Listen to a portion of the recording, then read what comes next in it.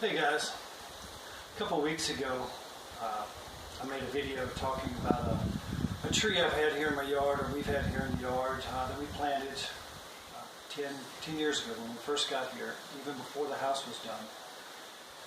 And the name of the tree is Espathagia here. It's known as the African tulip and was brought over to Brazil from Africa. And in some climates here has turned out to be invasive. Not only invasive, but also has been known to be toxic to some native bees and hummingbirds here. So we were considering destroying this tree or removing it. So after some research, after some thought, and watching this year's blooming season with the tree, we decided we're not going to destroy the tree. And for a couple of reasons. Number one, in this particular climate, it's not going to be invasive because we're in a semi-arid climate, and it turns out to be invasive in more tropical, more humid climates. This tree took an awful lot of amount of work to get it to survive through the first 5 years. So I don't think that we're in danger of it propagating all over the property or in the area. Number two, though we have noticed the tree, or we have noticed some native bees, mainly the Ipawa, depending on the dialect. Small black bees dead in the flowers. Thousands of them, no. Hundreds of them, no.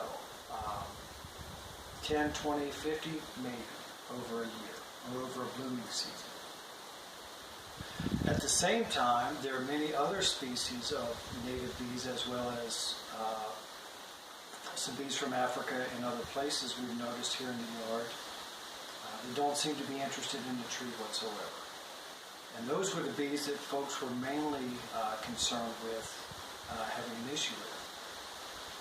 So I conclude with that in areas, and basically the people that we found complaining of the tree killing native bees were in cities or municipalities where they used the trees for decoration, and there weren't a lot of other sources for food for the native bees. So they turned to this particular tree because it's full of flowers and it's pretty.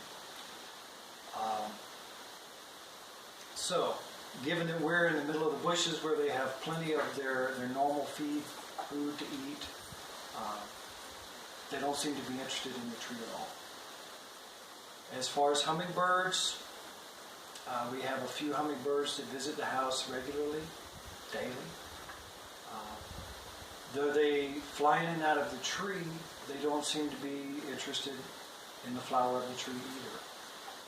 Again, because they have plenty of other food to eat.